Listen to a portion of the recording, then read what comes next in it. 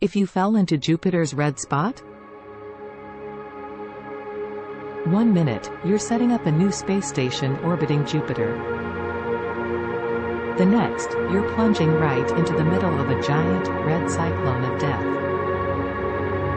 What would the storm of all storms look like on the inside? How would it compare to storms back on Earth? And which one of Jupiter's tremendous forces would strike the lethal blow? The Great Red Spot is the biggest storm in the solar system. At about 16,300 kilometers, 10,000 miles, wide, it's large enough to swallow Earth whole. It's a lot like a hurricane. Only instead of lasting a few weeks, this giant storm has been rampaging for at least 300 years. And instead of forming from warm air, this monstrosity gets its energy from the dense atmosphere of Jupiter.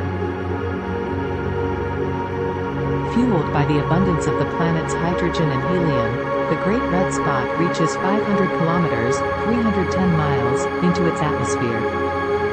Oops. You should have built your space station a little further away. Okay, first, how on Earth would you even get to Jupiter? If you traveled light and followed the route of the Voyager spacecraft, you'd arrive on Jupiter in under 600 days. But this journey would not be as simple as just pointing yourself at what appears to be a very bright star in the night sky. Roaming the solar system in a spaceship is a little more complicated than that. You see, the Voyager never intended to land on Jupiter, only pass it on the way to interstellar space. So, if you followed Voyager's path, you'd whip right past your target. For this to work, you'd need to follow the lead of the Galileo spacecraft launched in 1989. Just like Galileo, you'd swing by Venus and then back around Earth for a little gravity assist. This way, you'd have the right speed to park in Jupiter's orbit. Only the trip would now take you 6 years instead of 600 days. By the time you reached Jupiter's moon Europa, the planet would appear 22 times larger to you than the full moon did back on Earth. And you'd still need to get a little closer. Now you'd be mesmerized by the planet's swirls and stripes. These are colored red, brown and white thanks to the sunlight reflecting off massive clouds made up of ammonia and ammonium sulfide. Finally, you'd feast your eyes on the Great Red Spot. A giant twirl of the atmosphere rotating counterclockwise. It looks a lot bigger than you could imagine. Before you even begin your descent into the Great Red Unknown, your life would already be in grave danger. Jupiter's powerful magnetic field would shower you with intense radiation. Luckily, you'd be equipped with a highly advanced protective suit. But it wouldn't be able to protect you from everything. As you approached the storm, you'd realize that you made a big mistake in your mission prep. Your plan was to build your space station at the same altitude as the International Space Station, 400 kilometers, 248 miles, into Jupiter's atmosphere. Except this storm is as deep as 40 Mariana Trenches, so it would swallow you up before you could finish your project. Now it's too late. You'd be plummeting through the storm. And you'd get your first real glimpse of just how powerful it is. You'd be thrown around at wind speeds of about 400 kilometers per hour, 250 miles per hour. To give you a sense of how insanely powerful that would be, hurricanes are ranked into 5 categories based on strength. A Category 1 storm has wind speeds up to 153 kilometers per hour, 95 miles per hour, strong enough to snap large trees. In the middle, a Category 3 hurricane can hit 208 kilometers per hour, 129 miles per hour. These storms could result in devastating damage, including pulling roofs right off of houses.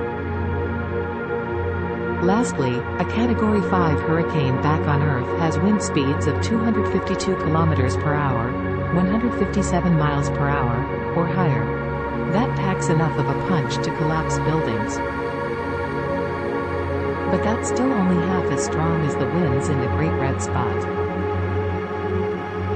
Thankfully, your body can withstand wind gusts as high as 800 kilometers per hour, 500 miles per hour. That still doesn't mean it would be refreshing in any way. Without the protective face gear, your skin would look as if it was melting straight off your face. So make sure to hold on to that helmet tight. Not that you'd be able to do much else besides staying on a violent downward trajectory at this point. As you were falling into Jupiter, you'd see how clouds around you would change. First, you'd get a real close-up view of those ammonia and ammonium sulfide clouds you were mesmerized by before.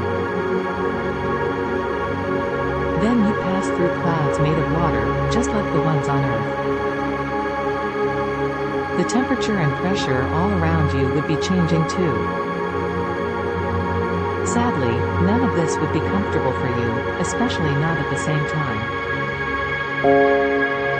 Where the atmospheric pressure is similar to that of sea level back on Earth, it would be a very chilly -110 degrees Celsius, -160 degrees Fahrenheit. And where the temperature was bearable, the pressure would be 8 times greater than what it was back on Earth. The chances of surviving up to this point would be slim. Look no further than the fate suffered by the Galileo probe. As it descended further and further into Jupiter, it encountered extremely high temperatures.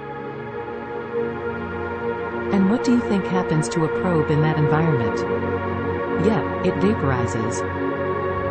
Without a spacesuit strong enough to withstand all that heat and pressure, you'd end up disintegrating just like the probe. Now you'd be one with the gas giant forever. Thanks for tuning in to this video. I hope you found it informative, helpful, or entertaining. If you enjoyed it, don't forget to give it a thumbs up and subscribe to the channel for more content like this. If you have any questions, comments, or feedback, please leave them down below in the comment section. I love hearing from my viewers and I'll do my best to respond to everyone. Also, be sure to follow me on social media to stay up to date with all my latest content and behind-the-scenes peeks.